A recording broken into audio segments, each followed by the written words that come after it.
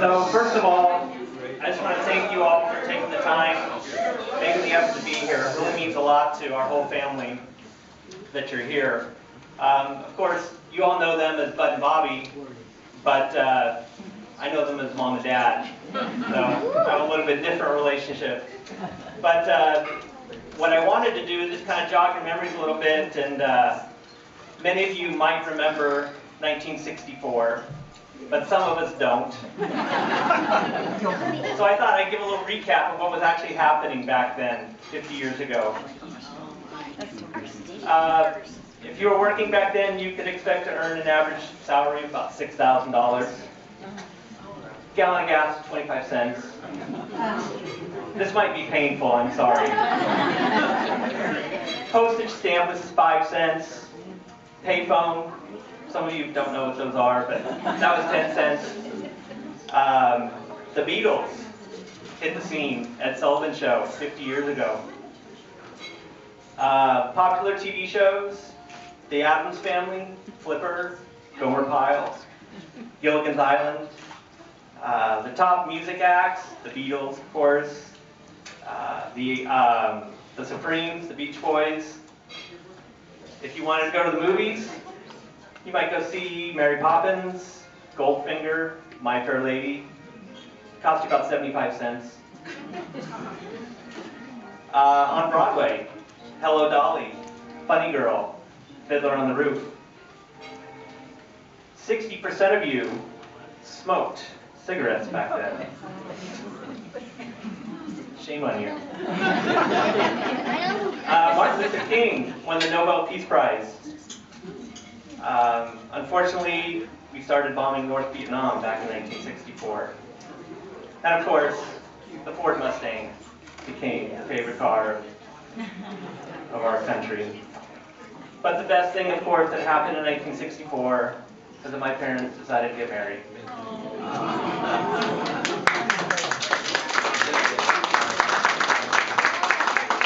Now you might be thinking to yourself, how rare is it that a couple makes it to 50 years of marriage? How about 6%?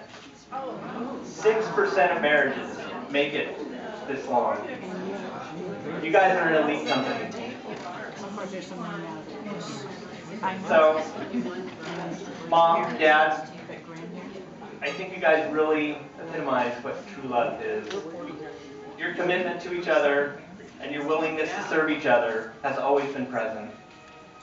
You've shown me what a healthy marriage looks like, and you have both greatly influenced my own life and my own marriage. In fact, it was 25 years ago, at your 25th wedding anniversary, that I first mentioned to my future bride that we too would be enjoying a long, happy marriage such as yours. And I'm happy to say that it certainly turned out to be true. I've been blessed to be your son, and I'm so proud of you both. Congratulations.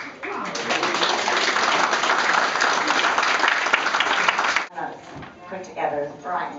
Very goofy. I have wonderful parents, and I don't know how Brian could have said that without crying, because I was crying. They've been the best example to me on how to love, and I'm very, very fortunate that they've given me that example in life, because that's what life is about: love, cherish, friendship, and that's what they have for all time. My dad wrote something, and I'm going to read it. It's called Number 2, or Second Place, and this is by Bud Young.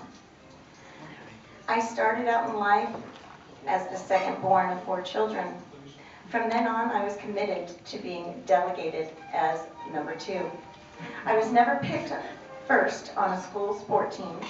In FFA, I had more second places than first, as in winning reserve grand champion at 16 years old. Shortly after I married Bobby, also a second born, we entered our first car rally, and even though rookies in the group, we came in second. Of course, we were driving our new Chevy 2, bought on our wedding day. We never have a photo of Bobby holding up the trophy in front of our first house, which was, wait for it, a duplex. When Modesto celebrated its bicentennial, a beard growing contest was held. And guess what? Surprise, surprise, I, Bud, came in second place. And when I went to get my contractor's license, I even had to take the exam twice before passing, and even decided to have 2 children. I eventually got better at receiving many awards, and even won Builder of the Year for Morrison Homes. I also won a contest by building a subdivision's model homes in record time and won first place, which was a trip for 2 to Cancun, Mexico. Then back to number 2 again. I was second to last to be laid off by Morrison Homes during the last building recession. Even though I have come to accept my second position in life, I consider myself the big winner, as Bobby is my #1 love. And at the age of 73, I love her very, very much.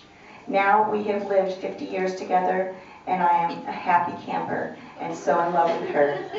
Life is good and couldn't be better without Bobby by my side. I love you. Bud.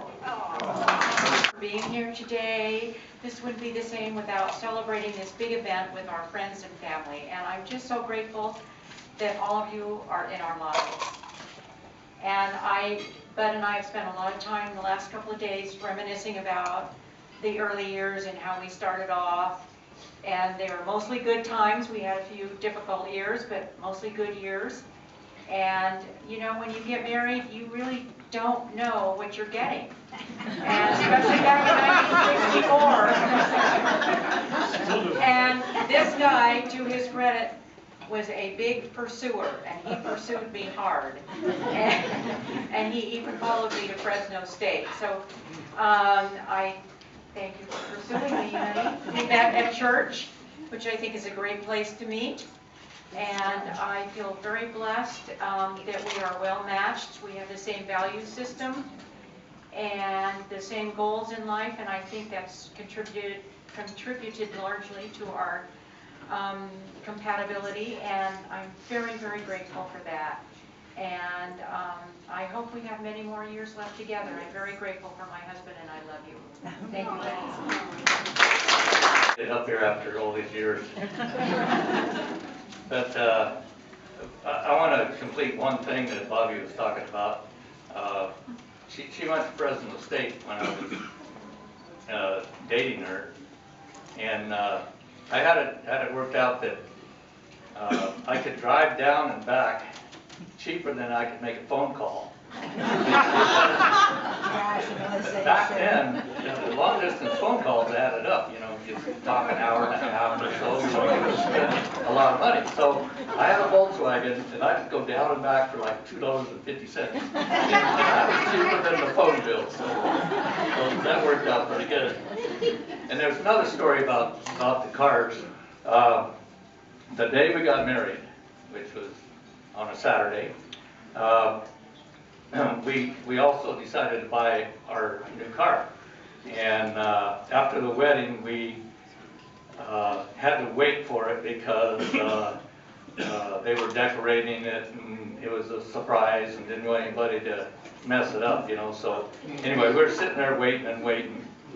And when it was all done and ready, we got in and took off around the whole city, and we looked behind us, and there were about 30 cars chasing us. And not just behind in a parade, we tried to lose them, and we couldn't lose them. We went out McHenry over to Northgate, we went around and down. I mean, we spent half hour trying to shake them. Finally, the police pulled the whole 30 cars over. The whole, I mean, he must have felt proud about that, because he got 30 of them all at one time. And he had a little talk with us, and he says, why don't I just hold them here for a little bit, and you take off. And I'll never forget that. So, but it started out exciting in our marriage, and it's been ever since. But another thing, if you look around at the tables, there's a cake topper on every table, and you kind of wonder, you know, how come there's so many cake toppers? Well, as it works out, we, every time we get in an argument, we'd go make up, and we get married, and we get rid of cake toppers. We have 17 of those.